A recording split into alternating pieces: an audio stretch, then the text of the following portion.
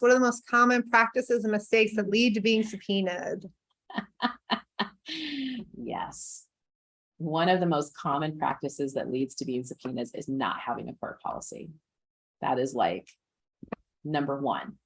Number two is when somebody makes a formal request, or you actually do get a subpoena for records and they sign the informed consent release and you're like, or the consent for release of information.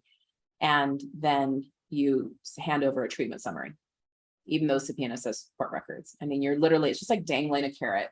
It's like putting a Coke Zero in front of me. Like, I'm going to drink it. Okay. There's just some things that are like going to get me. And I'm like, oh, it's too close. It's too, okay, it's not.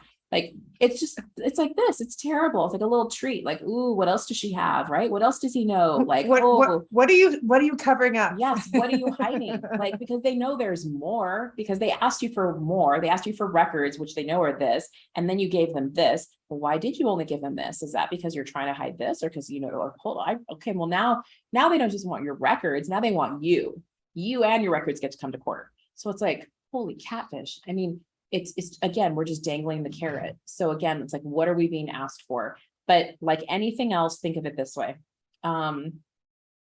If somebody comes into your home, right, because you left the front door open and they walk in, right, they just walk in. You kind of can't be too upset because they walked in the open door. I mean, you left it open, right? You were like, hey, come in. That's kind of what it signals. And it's kind of the same idea when we don't have a court policy in place. It kind of signals like anything goes, right? If we didn't do informed consent, anything goes. Who knows what we're doing in session, right? The whole point is to have some type of a contract, a conversation, right? That's written that says, we agree, you do this, I do this. You're late, here's what happens. I'm late, here's what happens. Here's what I can't do, here's what I can do, here's what might happen if we start stirring around in the therapy. All of that is purposefully done at the beginning because we want to know what we're getting into. And it's when we don't have those things in place that surprises happen later. And that's where subpoenas really show up for people, is when they don't have anything in place. And that's when I get that panicked phone call. And lately, I don't know what's happening, something big, but phone calls, emails, requests.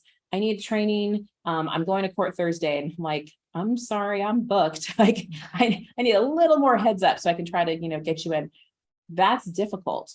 There's a reason that we have to pre-plan for things, right? So it's like taking an umbrella when you're not sure if it's going to rain.